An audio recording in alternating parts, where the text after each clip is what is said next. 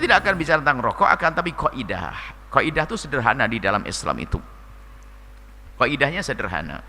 Antara kalau ada orang masih melakukan sebuah kesalahan, tinggal insaf dan nanti Allah akan beri pertolongan. Jadi gini loh, dalam Islam itu kan misalnya ada, kalau ada yang bertanya, ada sebuah warung, kalau menjual sesuatu, tolong Anda jangan menjual sesuatu yang membuat orang lain sakit dong, membuat orang lain rusak. Sehingga kalau ada seorang jual es krim, cuman ternyata terbukti es krim itu adalah es krim yang membahayakan, rupanya ada yang hasud, ada es krim kok kaya banget, duitnya banyak ini, setiap hari pembelinya sampai ribuan, wah ini kaya, ada yang hasud, diambil sampelnya satu es krim, dilihat di laboratorium, ternyata di situ terdapat sesuatu yang membahayakan kesehatan. Karena ini yang hasud, biarpun dasarnya hasud dulu, tidak apa-apa, bukan tidak apa-apa hasudnya, untuk mencapai kepada pelarangan. Yang hasud pergi ke kantor polisi, laporan, kantor polisi akan menangkap karena ini membawa sesuatu yang menjadikan orang sakit. Kantor polisi nggak akan terlalu kuat kalau saya hanya larang, nanti orang masih saja menyalahkan, mau enak kok, maka langsung hubungi dengan majelis ulama. Majelis ulama, ini ada minuman yang membahayakan, memang senang orang, hanya bentuknya es saja, mohon maaf yang pakai es krim bukan berarti es krim Anda ini, es krim Anda masih sehat, saya hanya sebuah contoh saja.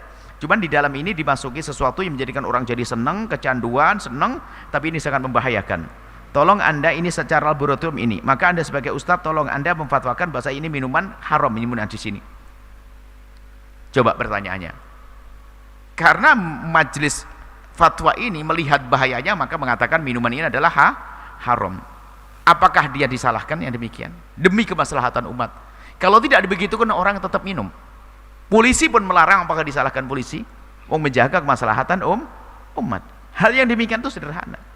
Jadi memang kalau ada indikasi membahayakan, sah untuk dikatakan itu adalah nggak boleh menurut undang-undang negara, sekaligus fatwa ulama juga sah. Karena apa? Dalam Al-Quran dikatakan bahasanya, wala tulqu bi'aidikum ila tahlukati, kamu tidak boleh melakukan sesuatu yang menjadikan dirimu hancur. Hancur beneran atau hancur setengah hancur atau nggak baik, gitu saja. Itu sudah nggak boleh. Selesai. Sekarang pertanyaannya, apa kabar dengan, bagaimana kabarmu wahai rokok? Apa kata dokter? Tanyakan pada dokter. Saya tidak bicara. Mungkin ada yang merokok di sini, Anda cukup senyum saja, Anda tanyakan pada dokter, selesai. Apa kata dokter? Apakah dokter mengatakan ini ada vitamin 17? Atau kemudian ini? Tanyakan dokter. Kemudian sederhana, itu saja. Jadi kita perlu namanya keinsyafan. Adapun masalah susah meninggalkan itu babnya bukan masalah itu. Ada candu di dalamnya. Sehingga yang merokok itu sendiri banyak dia ingin meninggalkannya dan ngerti kalau itu nggak boleh, nggak bagus, cuman ada kecanduannya, maka lu proses. Sehingga saya tidak berani mencaci orang yang merokok, akan tapi saya himbau, ketahuilah janganlah merokok, mending ya pelan-pelan lah. Saya tidak akan marah-marah dengan perokok, karena apa?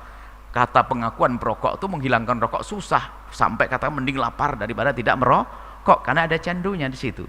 Cuman hukumnya dia sudah ngerti loh ya. Hari ini pun Anda sudah paham yang ngerokok bahasa itu nggak baik. Buktinya anak kecil Anda waktu ngerokok Anda marah-marah. Jadi kalau tiba-tiba ada orang ngasih rokok kepada anak Anda juga nggak terima. Kalau memang itu vitamin, mending Anda terima kasih kan gitu ya. Jadi sebetulnya ini sangat sederhana. Cuman permasalahan yang candu, dan canduan ada hubungan dengan hawa nafsu, sehingga kalau dikritik marah. Jangan, ngapain kata haram enggak nih? Padahal hati kecil yang ngomong nggak mau loh. Nah itu.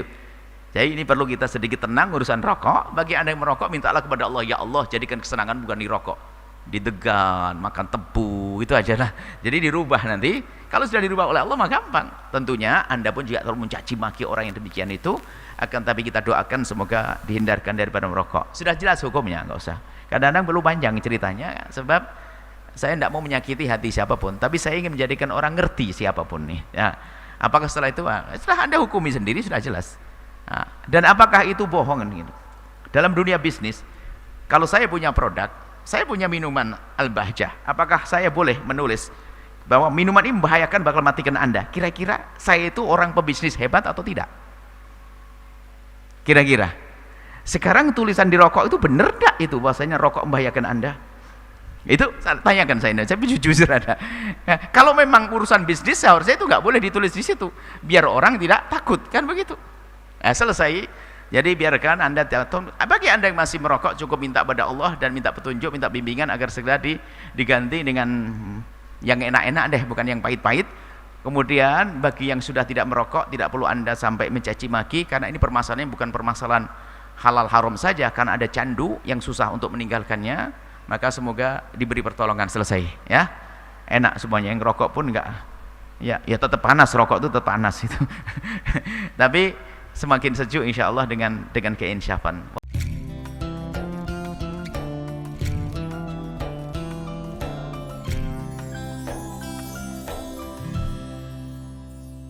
Sahabat Al-Bahjah TV, setelah menyaksikan video ini, jangan lupa bersolawat kepada baginda Nabi Muhammad. Shollu ala Nabi Muhammad. Allahumma sholli alaihi wa ala alihi wa sahbihi.